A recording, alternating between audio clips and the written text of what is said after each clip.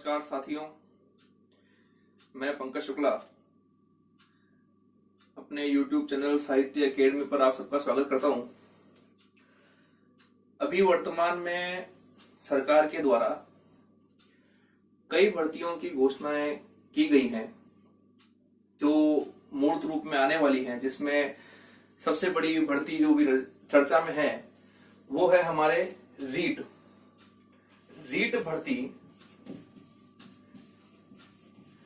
भर्ती अभी वर्तमान में बहुत चर्चा में है कि रीट भर्ती की तैयारी हम कैसे करें, किस रूप में निकालें। कई विद्यार्थी संशय में है कि हम पात्रता परीक्षा के रूप में चल रहे हैं या इसके अलावा भी एक पेपर और होगा तो वो किस आधार पर होगा, क्या उसमें माइनस मार्किंग होगी या नहीं होगी, क्या हमें इस पेपर के अंदर 90 अंक ही लाने हैं या 90 से ऊपर लाने हैं। कई विद्यार्थी इस संशय में है कि रीट के अलावा हमारे सामने यहाँ सेकंड ग्रेड भी आने वाली है, फर्स्ट ग्रेड भी आने वाली है, तो हमें रीट पर चलना चाहिए, सेकंड ग्रेड पर चलना चाहिए या फर्स्ट पर चलना चाहिए।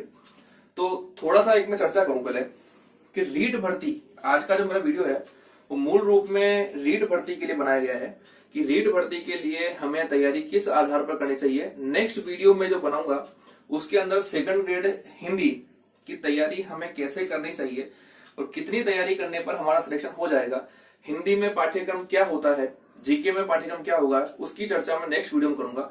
आज हम बात करते हैं रीट की। रीट भर्ती में जैसा कि आप सबको पता है कि मुख्यमंत्री के द्वारा ये कहा गया है कि हमारे यहाँ अब इसके एग्जाम 2 होंगे, जिसमें एक हमारा जो एग्जाम होगा वो पात्रता परीक्षा के रूप में होगा। ये सबको पता है, सब सुनते आ रहे हैं अभी कि पहला पेपर किस आधार पर होगा। पहला पेपर हमारा पात्रता परीक्षा के रूप में लिया जाएगा। अब इसमें हमारा सिलेबस वही है जो अभी तक हमारी परीक्षा में लिया गया है, यानी मैं कहूं तो 30 प्रश्न हमारे यहाँ मनोविज्ञान के, 30 प्रश्न भाषा के और 30 प्रश्न हमारे संस्कृत के और 60 प्रश्न हमारे एसएस के। यानी हमारे इसमें लेवल 1 वाले और लेवल 2 वाले 2 अलग अलग विद्यार्थी आएंगे इसमें। यहां पर हमारे सामने दोनों ही लेवल में प्रश्नों की संख्या कितनी होगी, 150। अब कई विद्यार्थी के मन में संशय है कि क्या हमें 90 ही अंक लाने हैं या इससे ऊपर लाने की तैयारी करनी चाहिए। तो मैं इनको क्लियर कर दूं कि पहली बात है कि इस वाली पात्रता परीक्षा में आपके जितने भी अंक आएंगे इनका 20% आपके नेक्स्ट वाले भर्ती परीक्षा जो मुख्य परीक्षा होगी उसमें लिया जाएगा। यानी अगला पेपर जो होगा वो 100% के आधार पर नहीं होगा, वो 120% के आधार पर होगा। पहली गणित तो ये। दूसरी बात है कि यहां पर हम जब तैयारी कर रहे हैं तो सेल्फ करना उचित है कि कोचिंग करना उचित है। तो मैं उनको लिए इतना कह दूं कि जो विद्यार्थी पहले कोचिंग कर चुके हैं उनको वापस कोचिंग करने की आवश्यकता नहीं है, वो अपने पुराने नोट्सों को देख करके पढ़ करके आगे चलें। और जो विद्यार्थी पहली बार यानी तैयारी एग्जाम दे रहे हैं, पहली बार तैयारी कर रहे हैं, तो उन लोगों को मैं ये कहता हूं कि उनको परीक्षा की तैयारी करने के लिए कोचिंग कर लेनी चाहिए, ताकि उससे हमारा मनोबल बढ़ जाएगा और पेपर कैसा आता है वो पता लग जाएगा। तो यहां पर ही मान के चलें कि हमें यहां पर इस रूप में तैयारी करनी है कि 150 में से इतने अंक आए कि हमारा 20% वहां मुख्य परीक्षा में काम हो जाए। इस पात्रता परीक्षा में कोई भी माइनस मार्किंग नहीं है, किसी प्रकार की कोई माइनस मार्किंग नहीं है। जबकि अब मैं बात करूं मुख्य परीक्षा की, तो ध्यान रहे पात्रता परीक्षा के अंदर हमारा जो पेपर है वो 150 प्रश्न का होगा, 150 अंक का होगा। उसमें अपने को पात्र होने के लिए कम से कम 90 नंबर लाने होंगे। 90 अंक जो है ये हमारे जनरल श्रेणी के विद्यार्थियों के लिए है, जो जनरल पुरुष हैं उनके लिए। ईडब्ल्यूएस वाले हैं तो उनके लिए 85, अलग अलग कैटेगरी वाइज उनके अलग अलग अंकों का डिवाइडेशन किया गया है। लेकिन हमें यहाँ पर 85 और 90 को नहीं देखना है, इससे ऊपर चलना है, क्योंकि इसका 20% हमारे जुड़ेगा नेक्स्ट परीक्षा के बाद चयन रूप में।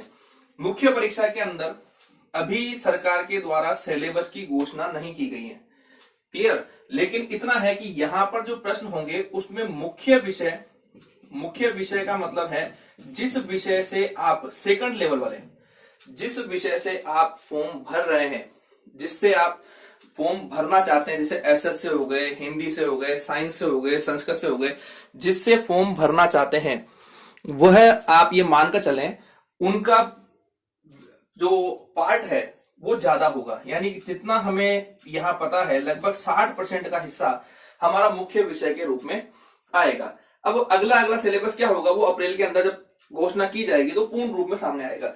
इस मुख्य परीक्षा में 1/3 माइनस मार्किंग होगी, ये ध्यान रखना। 1/3 माइनस मार्किंग होगी। इसका मतलब यह है कि हमें इस लेवल से तैयारी करनी है कि हम उस तैयारी के बाद हमें यह पता रहे कि हम इस माइनस मार्किंग को कवर करने के बाद नंबर खींच सकें। जिन विद्यार्थियों के यहाँ केवल पात्र वाले नंबर आए हैं 90 नंबर, वो समझ लें कि हम यहाँ उस स्टैंड पर खड़े नहीं हो पाएंगे कि हम एग्जाम निकाल लें। तो आप लोगों को 2 परीक्षाओं की तैयारी करनी है।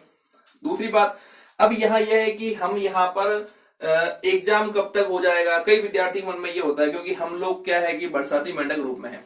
परीक्षा आएगी हम लोग चिल्लाना शुरू कर देंगे, परीक्षा गई एग्जाम की डेट आई नहीं उससे पहले डेट का मांगना शुरू कर देंगे। तो यहां पर यह है कि ये मानकर चलें कि ये एग्जाम हमारा जुलाई में हो जाएगा।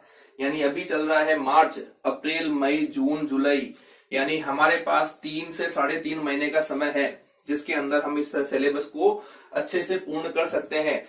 इस सिलेबस को पूर्ण करने के लिए गाइड का सहारा ना लें, कोचिंग सेंटर में जो पढ़ चुके हैं वो कोचिंग पर डिपेंड ना रहे।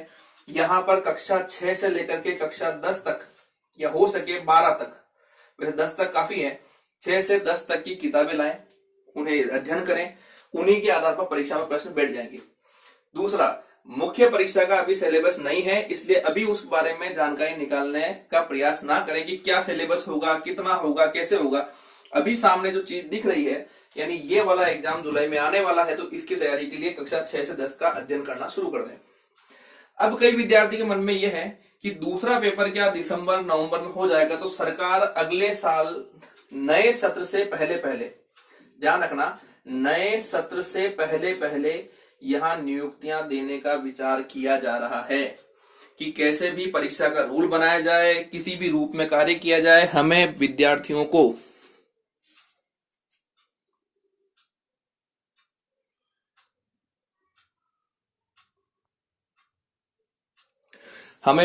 को यहां पूर्ण रूप में तैयारी कराने के लिए नए सत्र तक उन्हें नियुक्ति मिल जाए, ऐसा कार्य करना है। ठीक है, अब इसमें ये मान के चलें कि दिसंबर तक या हो सके जनवरी तक हमारे यहाँ एग्जाम प्रक्रिया पूर्ण रूप में करा ली जाएगी। अब एक चीज लास्ट है कि हम यहाँ ये सोचें कि इन दोनों के बाद हमारे रूपरेखा क्या रहेगी। तो आपका जो रिजल्ट है वो 100% से नहीं बनेगा, वो बनेगा आपका 120% से बनेगा। 100% इसका होगा, 20% इसका होगा, यानी दोनों मिलाकर के 120% पर इसका रूपरेखा दी जाएगी। अच्छा, आज के इस वीडियो में केवल मेरे द्वारा ये बताया गया कि यहाँ पर पात्र रूप क्या होगा और मुख्य परीक्षा रूप क्या होगा।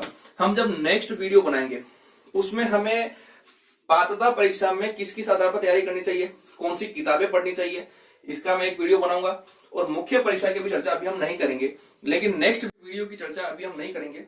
अभी हम केवल आज इस वीडियो की चर्चा यही खत्म करके नेक्स्ट वीडियो जो भी होगा हमारे उसमें परीक्षा की रूपरेखा क्या होगी, कौन कौन सी गाइड पढ़नी चाहिए, सेकंड ग्रेड के एग्जाम के लिए कौन कौन से टॉपिक इंपोर्टेंट है, रीड में कौन कौन से टॉपिक इंपोर्टेंट है, ये चर्चा अपन नेक्स्ट वीडियो में करेंगे। हमारा नेक्स्ट वीडियो जो होगा वो रीड के लिए पहला होगा। उसमें हम केवल किताबें डिस्कस करेंगे कि कैसे कैसे तैयारी करनी चाहिए, कितना घंटा पढ़ने से हमारी सफलता मिल सकती है। और नेक्स्ट वीडियो सेकंड ग्रेड के लिए होगा, उस सेकंड ग्रेड में हिंदी विषय और जीके के लिए हम बात करेंगे। अब बस आप लोग तैयार रहें नेक्स्ट वीडियो के लिए, अध्ययन कार्य करते रहें घर पर। और यहाँ पर जो भी डाउट लगे, जो भी कुछ पूछना है, आप मुझे कमेंट के माध्यम से पूछ सकते हैं। आप सभी से यही कहूंगा कि इस वीडियो को अधिक से अधिक लोगों को शेयर करें ताकि अब हम एक क्लास की रूपरेखा बनाएं या हमारे जो भी एक जानकारी हो, ताकि आपको एक सही सटीक जानकारी मिल सके। तो आप इस बारे में लोगों को इस बारे में बताएं, वीडियो को लिंक को शेयर करें, कमेंट करें, सब्सक्राइब करें। ठीक है, चलिए इस क्लास को ये समाप्त करते हैं। बहुत बहुत धन्यवाद।